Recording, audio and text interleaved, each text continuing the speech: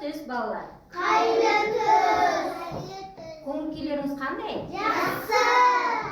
Жақсы көңіл күймен, олай болса, бүгінгі ұйымдастырған іс-әрекетімізді бастайық. Балалар, бүгінгі біздің ұйымдастырған іс-әрекетімізге қонақтар келіп қалыпты. Күшік пен мысық. Балалар, сіздерге күшік пен мысық туралы ертегі айтып берсем, тыңдайсыз ба? Олай болса, тыңдай алыңыз. Bir күні аш қасқыр жолда келе жатыр, алдынан күшікті кездестіріп қалыпты.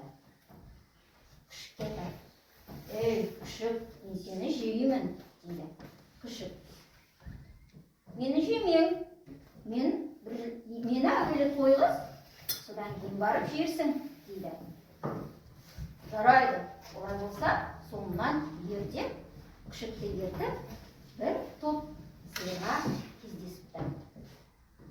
Содан қасқыр күшікке айтады: "Ей, күшік, маған қарашы, мен мысқым қандай болып тұр", дейді. Күшік айтады: "Сенің аузың ашылып, тілің салақтап, көзің қызарып, құйрығың талшығы сияқты екі бұтыңның арасына қыстырылып тұр", дейді. "Енді қара, менің не істейтінімді", деп бір сиыр бұзаудың тамағына жабысып, жылап алып, күшікті де, өзі де тойып, "Енді мен сені жемеймін", деп ары қарай жортып кетіп қалыпты. Содан күшік сол бұзауды 3 күн кеміріп жатып, іші пысып, болды, жолға шығыпты. Келе жатса, оның алдынан бір аш мысық кездесіпті.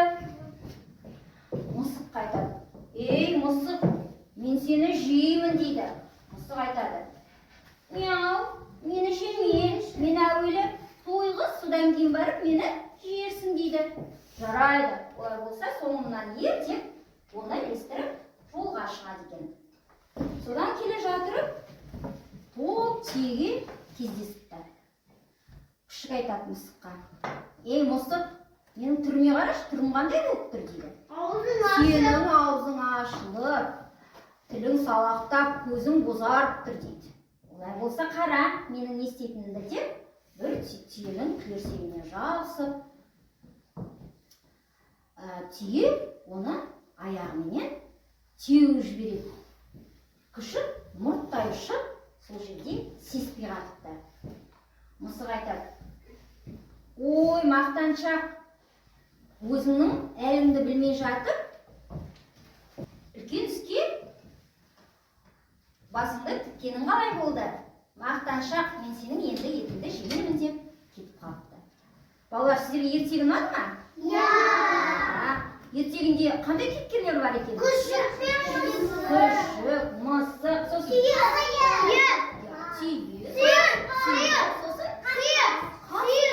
сиыр да бар екен. Жарайды, жақсы балалар. Енді балалар, қалай ойлайсыңыз? Ертегіден қандай қорытынды шығаруға болады? Өзіңнің қолыңнан келмейтін іспен айналыспау керек екен, да? Ерасыл, басыңды көтере ғой, азамат. Енді балалар, күшік пен мысық қалай ойлайсыңыз? Қандай жануарлар? Жануарлары, дұрыс айтасыңыз. Енді қазір осы күшік пен мысық сөздеріне дыбыстық талдау жасайық, иә? Ал кеттік. Күшік сөзіне бірінші дыбыстық талдау жасайық. Дыбыстайшы кәні? Жоқ, қандай дыбыс бірінші? Күшік дегенде. Дыбысы қандай? Дауысты ма, дауыссыз ба? Қолымыздағы кәні қандай түспен белгілейміз?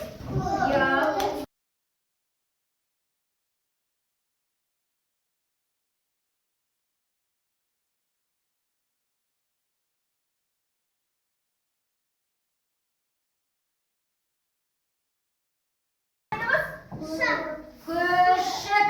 К дыбысы. Қандай дыбыс? Қандай дыбыс? Дауыс.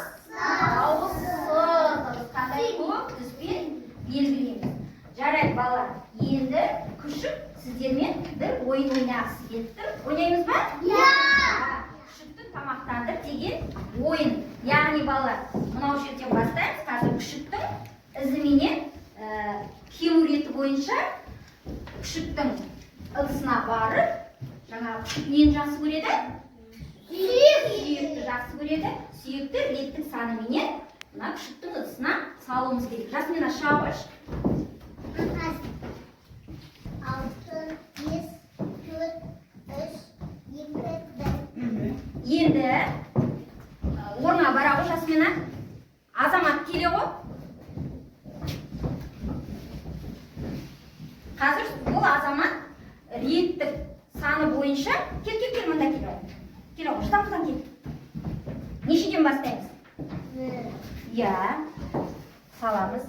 Аха. Даусын шығар.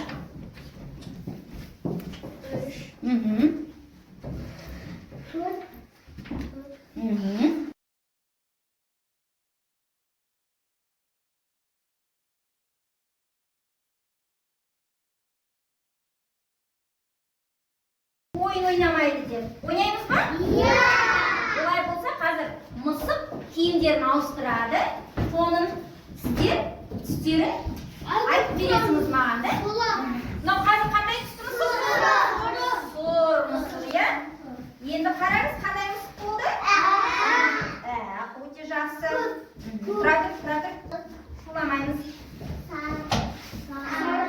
Сары мысық, дұрыс айтасыз. Келесі қандай түс? Қызыл түсті. Келесі қандай? Қара түсті мысық екен. Балалар, өте жақсы жауап бердіңіз. Рахмет. Балалар, бүгінгі ұйымдастырылған іс-әрекет сіздерге ұнады ма? Иә! Айттық. Күшік. Күшік. Не істедік? Иә, шуламаймыз. Дауысты талдау жасадық, да?